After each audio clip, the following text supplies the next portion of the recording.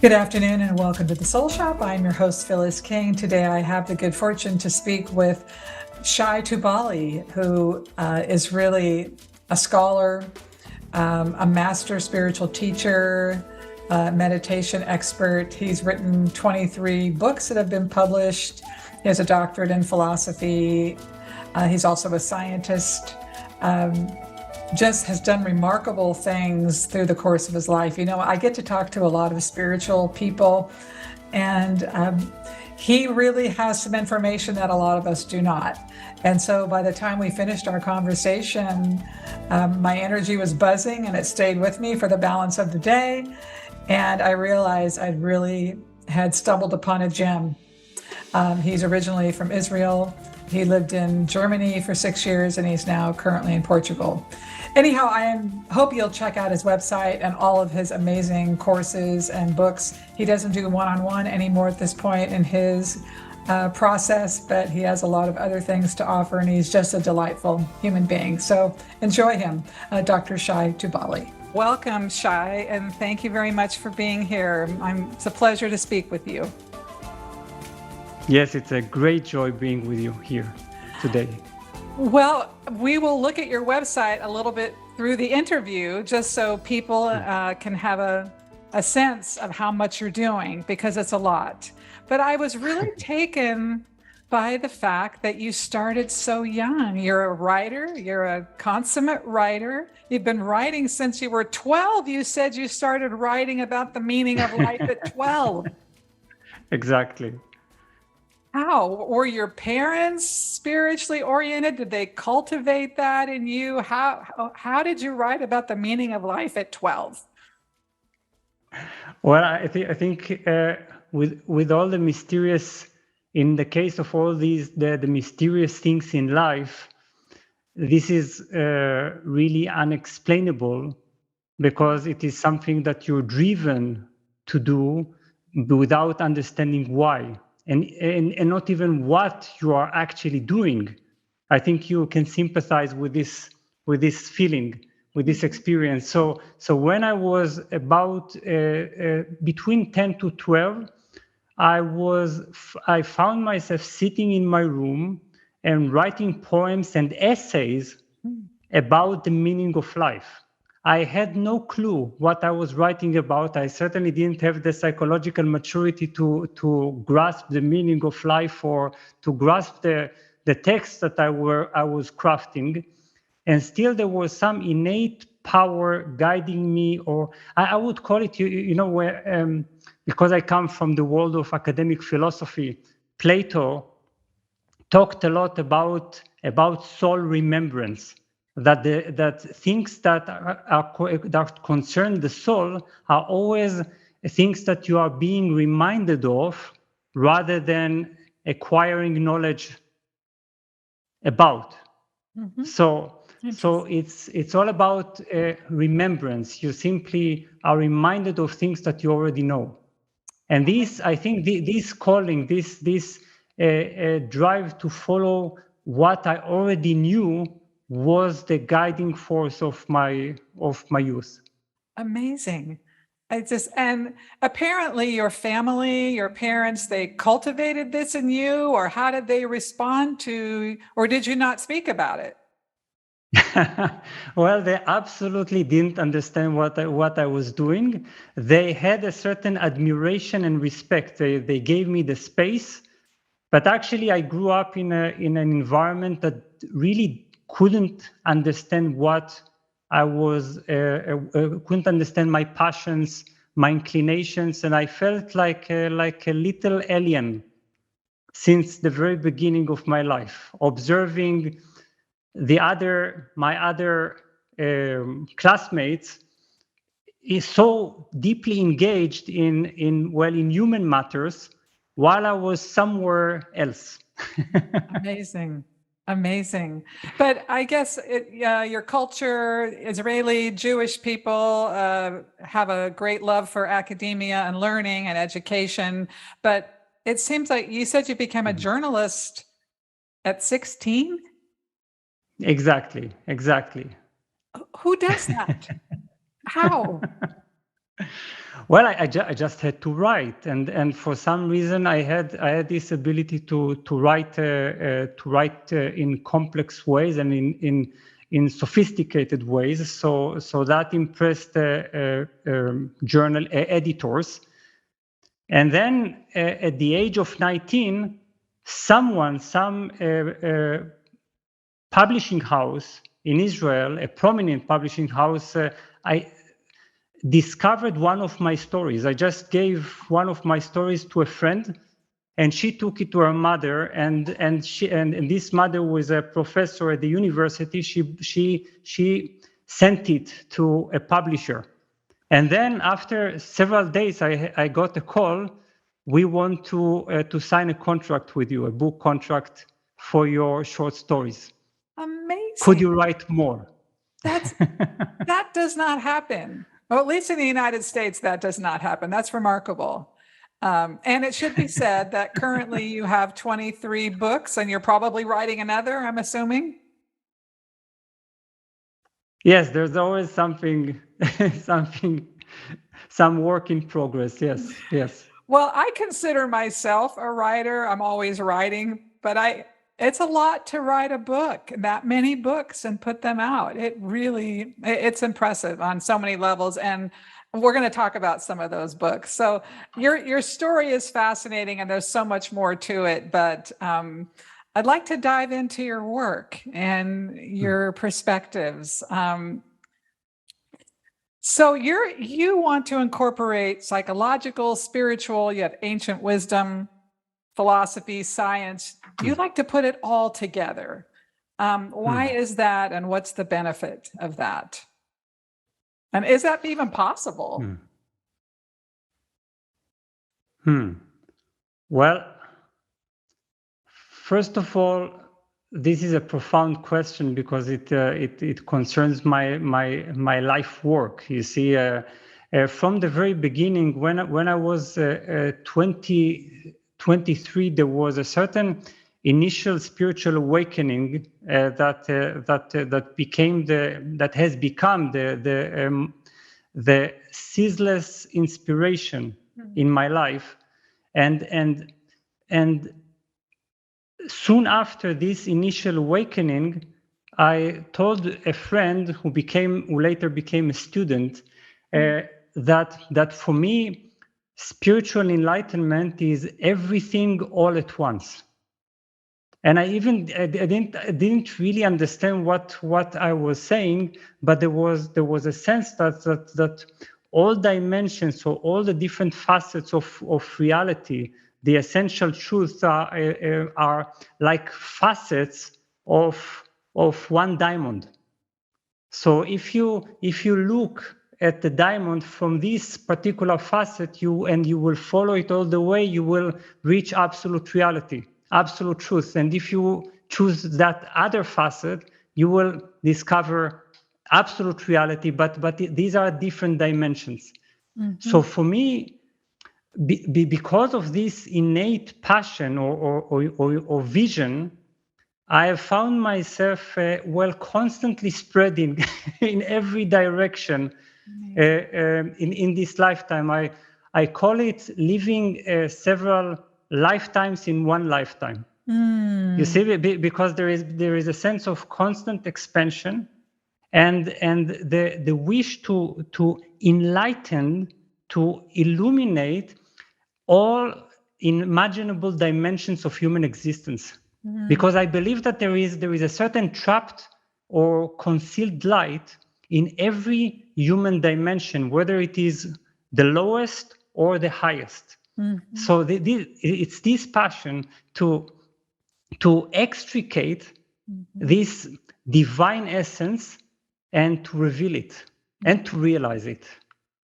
Incredible. I love that explanation. And you've talked about this a lot in your books and your courses, and you've done your best to help us understand that for ourselves. I probably should have asked this question first, but I want to ask it anyhow. So you said you're here not for yourself. I heard this in one of your videos, that in this life, you're not here for yourself. I mean, you're making the most of your life by any measure, but who are you here for, if not yourself? What does that mean? Well, that's a powerful point that you are making. Yes, well, I think that what took place at the age of 23 was the dissolution of my own autobiography, my own story, my story as a personal self. This was the experience that the I, the self, the personal self, has been simply discontinued ever since. And therefore, there is no personal benefit in this lifetime. You see that this I think has a lot to do with my understanding of Buddhist teachings and Hindu teachings about the illusion of the personal self, and the fact that the whole idea that we harbor, that we are becoming more and more. We are in some sort of continuous becoming more and more of ourselves. This is a complete illusion. There is no becoming. It's an image that we hold in our mind. So this image shattered at the age of 23. I couldn't ever since. I have been completely unable to imagine myself in a state of becoming as a part of time, as a part of space. Interesting. You see? Fascinating. So then why would I be here? There is no reason to be in form, because usually we take form, so the Buddha says, we usually take form because we have a certain grasping, a certain clinging to experiences, and to the possibility of becoming something and achieving something. You see? Yes. So then now for me this form is empty of this fundamental desire, and this makes me available. So when you're available, for me this is the beginning of life, not the end of life. This is the beginning of life, would be because you are now starting to discover life without the obscuration of the personal self. And only then does life reveal itself. That is such an extraordinary explanation of that perception.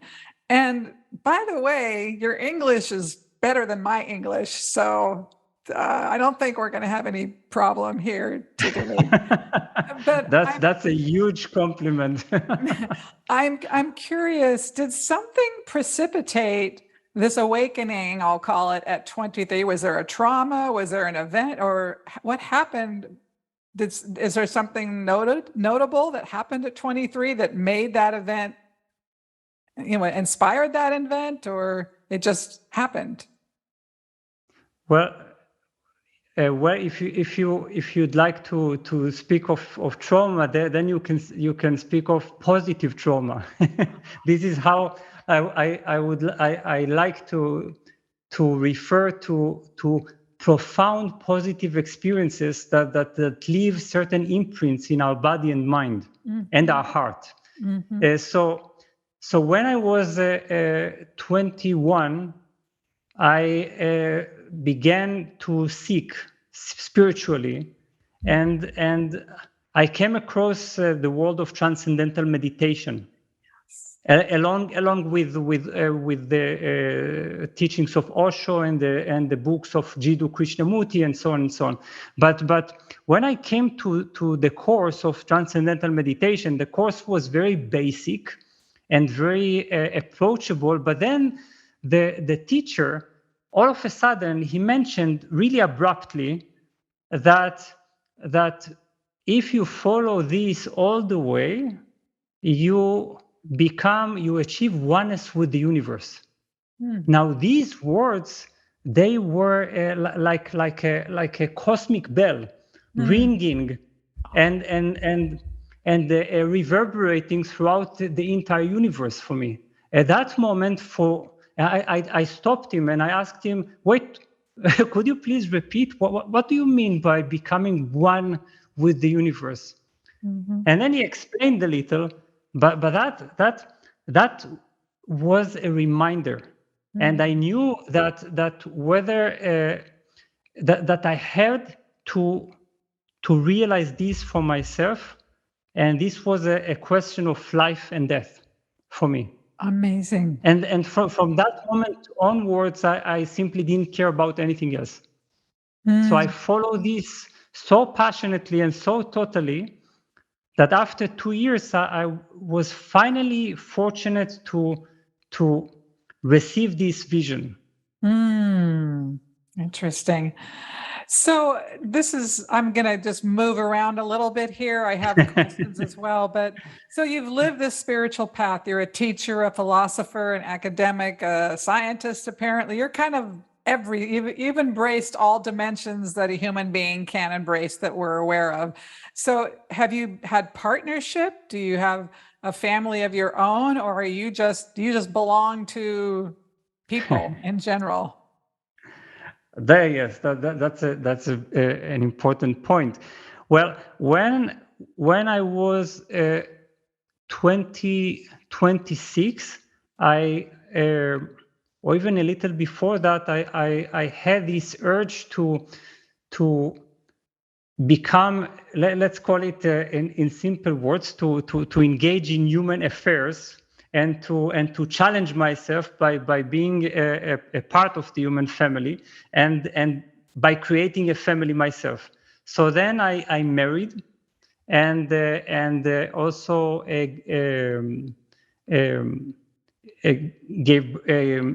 gave birth to a child who is now 19 years old, a girl, a wonderful girl.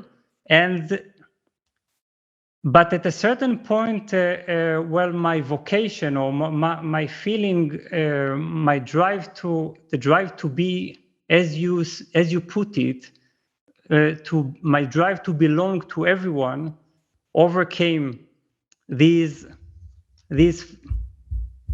primordial urges. So at this point, I live as a celibate, and I live alone, and that is a pure joy and bliss.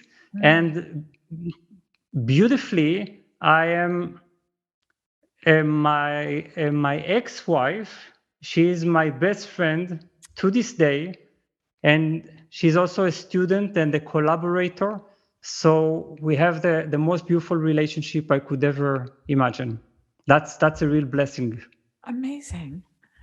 It's just incredible. And I really always so enjoy hearing people's story and some part of their evolution, because I think as readers or viewers, we're going to relate to it in some way, and it's going to touch some part of us and help us find our own way, which is what you're doing through all of your work. You're helping us find our own way in various areas.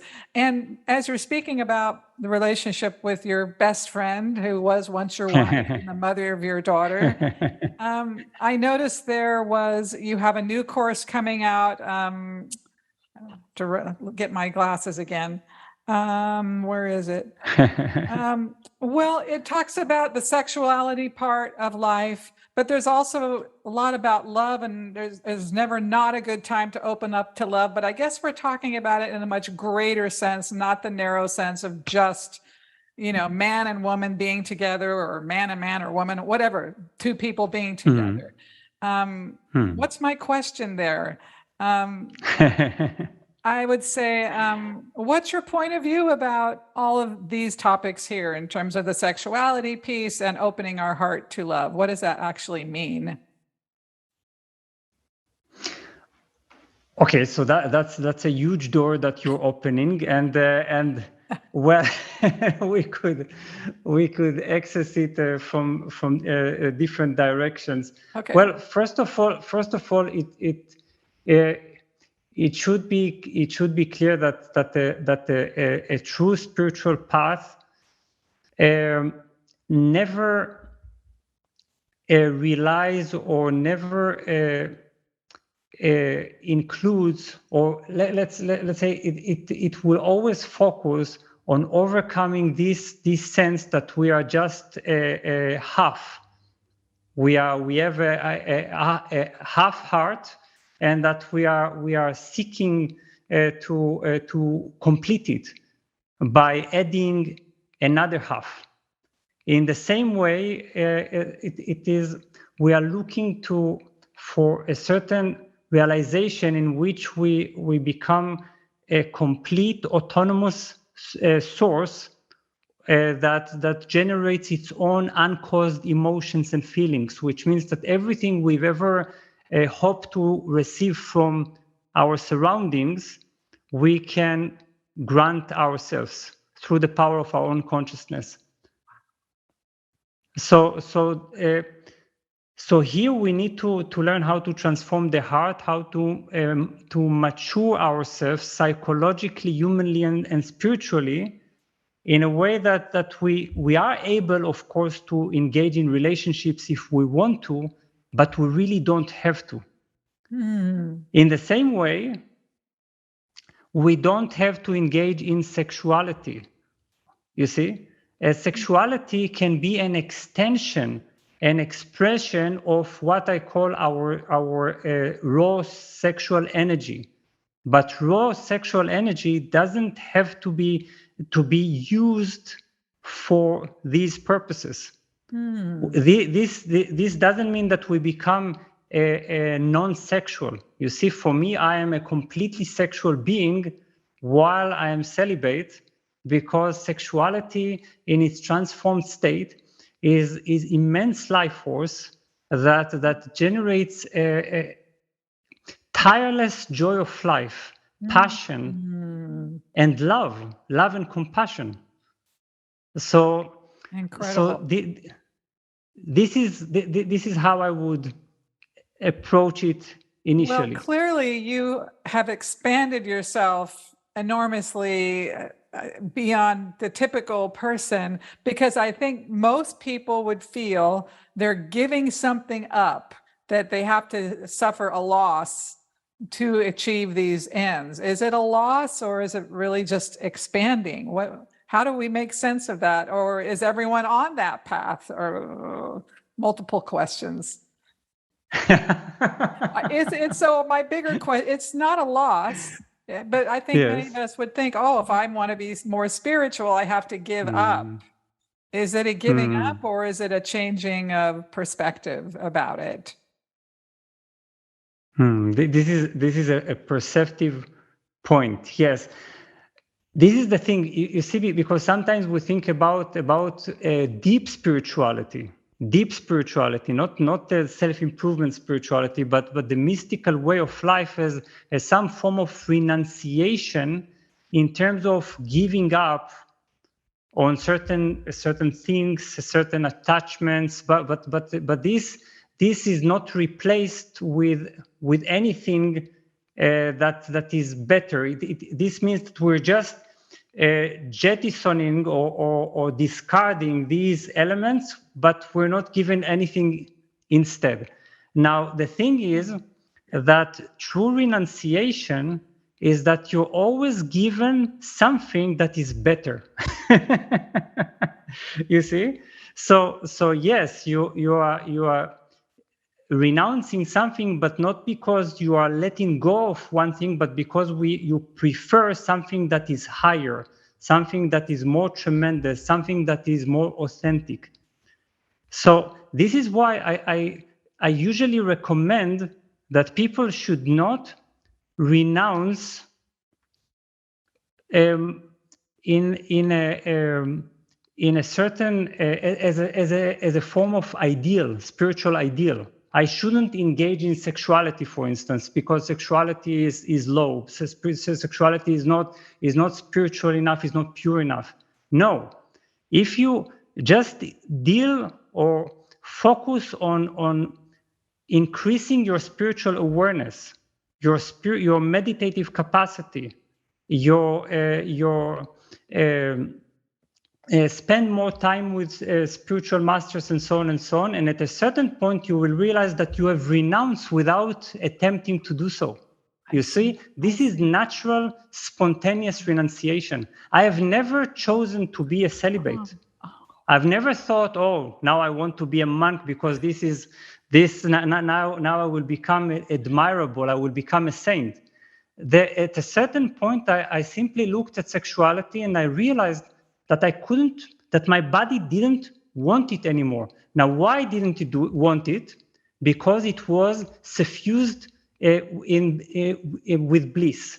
It was steeped in such immense bliss and such satisfaction that it had no need for physical touch. You see, and that's it.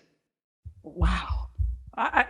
You explained I understand it very well. You explained it perfectly. Well, I'll have some, let's do some easier questions now. Okay. But it's fascinating to hear. I mean, obviously you've gone to places and entered, vibrational status that many of us haven't reached yet. So meditation, and you do have a course about meditation and books. What is the value of meditation? Why do we resist it? What is the value and why we resist it? Which one first? Whichever, maybe why do we resist it? And unless you want to do the good part first, why it's No, bad. I think it's wise to start with the negative because when we understand the negative, the positive is revealed by itself. You see, because the positive is always here. It is only veiled or obscured by the negative. So, to a certain degree, we only need to understand the negative. So, why we resist meditation? Well, do we resist meditation? In what sense? I think if we are talking about meditation as a profound experience or as a beneficial experience, a beneficial technique, I think that we resist meditation because we somehow maintain a certain ideal about meditation that when it becomes frustrated in actual practice, we become disappointed or disillusioned so quickly. You see, you sit for meditation and you are distracted. And then you think, oh, so meditation is not for me. I cannot. I'm not the type that can meditate, and so on and so on. But what we don't understand about meditation is that the process of struggle, the conflict that we have with meditation, the distractions are all a part of the practice and not outside the practice. We are not thrown out of the practice. We are practicing meditation because what is meditation in actuality? It is the understanding of the mind, the understanding of the way the mind works, including the way the mind creates its own imagined problems. So if you are entering meditation and thinking, okay, so I'm embracing whatever the practice will bring me, and I'm actually inviting the difficulties and obstacles gladly. Please come because you will enable me to study my mind. And by studying my mind, I will liberate my mind. So that is a whole different approach, which includes the difficulty of meditation. I love that explanation. Well, and I'm just going to use myself as an example, not to speak for others as if I could, but sometimes I know how beneficial meditation is for me. I know my life goes better. I know my decision making is better. I know I feel better, but I still struggle to silence myself and quiet my mind. And I'm like, I know it benefits me. Why do I do that? You don't have to answer that. You're not my mentor in this moment, but I'm someone who really understands, well, I have some understanding of the benefits, and I always encourage people as well, you should meditate. But then I have my own resistance. But you're telling me the resistance is really part of it. The struggle is part of it. Exactly, because the question of why do I resist meditation, why do I have this resistance, is a part of your meditative process. Okay. You see? So your resistance is a part of what you're observing. And it's then suddenly meditation becomes associated with learning more about yourself, and it becomes fascinating. You see, it's not a form of discipline for quieting the mind down, but it is a form of learning more about yourself. So then I think this is really exciting. Then you can understand this resistance that, for instance, perhaps I resist because I cannot imagine my being or myself existing without the world, or without relating to something, to certain objects, without being engaged in the world. I'm nothing. So perhaps I'm afraid of this nothing. I'm afraid of this, of having no anchor, having no place to put myself, you see, or to identify myself.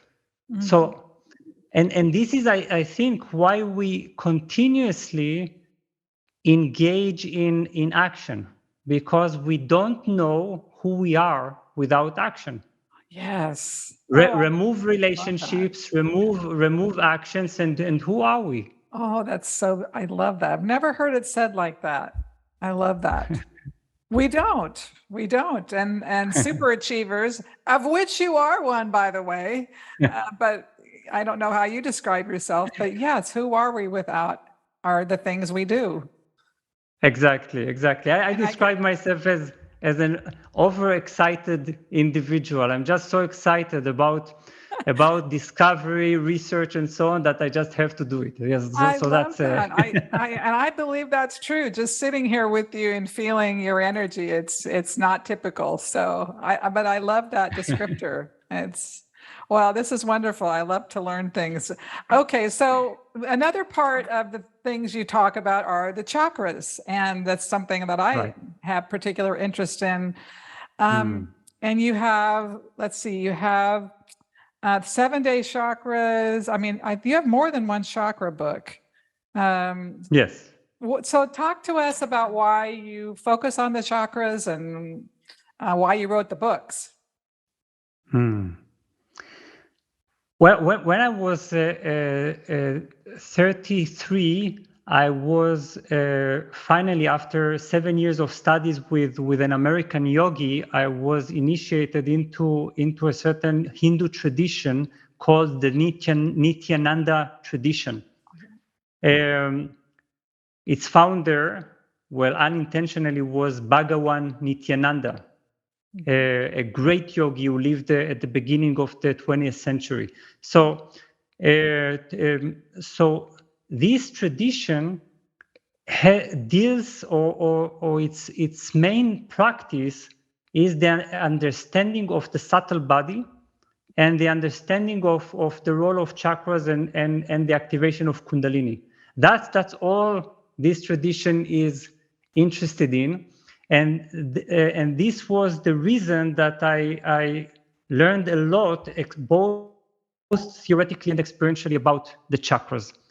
But after this initiation, I actually began to realize that chakras are so much more than these energy centers that, when awakened, lead us to spiritual liberation. Because that's the traditional role of the chakras. You simply climb the ladder of these energy centers until you reach the seventh chakra, and that is the completion of your Kundalini awakening.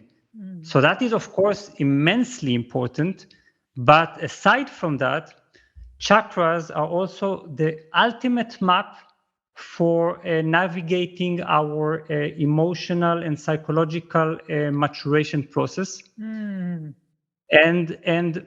chakras are show us a way of life. This is the 7-day chakras. Perhaps if we want to address each, I would love to do that. And one of the most fascinating things about the chakras is that chakras even tell us what our personality type is. In other words, chakras are a typology of personalities. So, and this is my book, the 7 chakra personality types. I want to take a moment to let the viewers, and of course the readers won't see this the same way, but I want them to see some of what's going on your website. Well, what we're looking at here is some of the courses. You have online courses, which obviously everyone should be enrolling in. The Light of Positive Emotions. Here's the 21-day real life meditations. Full chakra activation, 21-day challenges. Well, these are all, this is what self-acceptance as a basis of heart opening, true inner power. I mean, look at this. Chakra, I mean, good heavens. You are having a great time with life. Oh my goodness gracious. Okay, so we want to know about all those classes, but where are the books here? Let's see. Here's the books. Here's some of the books. The 7-day chakra personality types. So discover the energetic forces that shape your life, your relationships, and your place in the world. And then down here we go. More books. And there was one in here I just really loved. I'm not seeing it here, but where the indestructible you just sounded amazing to me. Yes. And then I didn't look at the audios and CDs. There's so much to digest, but I'm assuming some of these books are on CDs. And yeah, here we go. Chakra cleansing, which is something I love to do. I mean, I have my own method for doing that. The chakras, a guide to bliss, a journey into the gene. Oh, here we are. Indestructible you, Cosmos and Comus, science fiction film, and I mean, look at all this. There's just so much wealth here. Good heavens. So anyhow, I just wanted people to have a sense of all that's going on here, because we're barely scratching the surface in our conversation. And I guess in terms of, we could have had a 3-hour conversation easily. But, and that, yeah, so let me just see if I can encapsulate a little. So are you currently teaching on these online courses? Are they self-guided? Are you teaching them? How does that work? Well, there is a certain reservoir of online courses which are basically programs that I've taught in the past. Oh, okay. So I usually don't tend to repeat myself. Oh. That's a part of this kind of ceaseless expansion. You see, I don't teach the same course and I don't teach the same subject. So every year there are new courses about different dimensions, because there is so much to reveal and so much to fulfill. So if you want to embrace life with all your heart, with all your mind, I think one lifetime is just not enough. So these are the programs, and they are available eternally. And then there is the ongoing unfolding teaching. And here I just follow my own excitement. Sometimes I simply interpret the heart of Jesus. So I become a Christian, then I become a Buddhist, and I teach inner fire or Mahamudra or the Buddha's teachings, and then I become a therapist, or I become an academic, a philosopher. So I think that's I think perhaps when you don't experience that you have one form or one fixed perspective, You are no longer bound to be just one person, just one, a representative of one perspective in life. Amazing. Does anyone ever get to work with you one-on-one or live in groups? Does that happen ever? Or do you speak in public, or is that not your goal? Or you probably don't have a goal, I'm assuming. You're just expanding into yourself, whatever that means on any given day. That is correct. That is correct. Yes. Yes. With 10 books in mind. Yes. Sometimes I need to relax myself because because I do need to respect the body's limitations and the brain's capacity. I do teach publicly. I teach continuously. I speak to groups. I don't work one-on-one because that is just too much. Unfortunately, I don't have the time for it. But I did make a certain significant step lately, and this was creating a certain practice in community. It is completely open and completely open to everyone. And this practicing community simply practices the different practices that I've taught and developed throughout the years. Mm-hmm. So, how does someone get involved in that? How does someone become part of that? Well, if they register to the newsletter, that is available on the website, then they can simply be notified about this community. This is, of course, an online community. It is not some kind of a closed group. No, of course. So you just click the button every evening, and you practice a certain form of meditation, whether it is a therapeutic meditative practice or Buddhist practices that I've adjusted, and so on and so on. Well, and of course you have your YouTube channel in addition to this. So, and all these links will be provided on my YouTube channel as well as in Eden Magazine. I mean, there is so much. It's very joyful to be with you. I feel very uplifted, and like I received a big gift today, being able to hang out with you, which is really wonderful. There's just so much to talk about. There's no way we can cover it in the time we have. But I really highly encourage everyone to go to the website and partake your information. You know what you're doing. You know what you're doing. You have some answers that I think are useful to all of us. So I'm really grateful for this time with you. I guess in any moments that before we end our time together, is there something you'd like to share with listeners and viewers that we haven't touched on? Just something that's occurring to you, you might want to say to them to finish our conversation? Well, just a message of encouragement. I would like to say that sometimes we are thrilled about visiting different countries, different exotic places, and we think that life, the external life, the life of objects, is a fascinating place to be, and we are right. This is a correct intuition.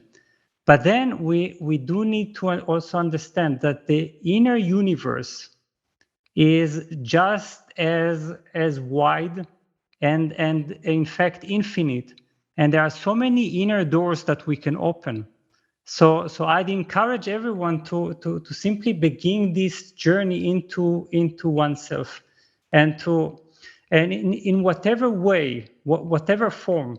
Our therapy, our work on the unconscious, for instance, is just the tip of the iceberg. It's just the far edge of our what we can call the unconscious.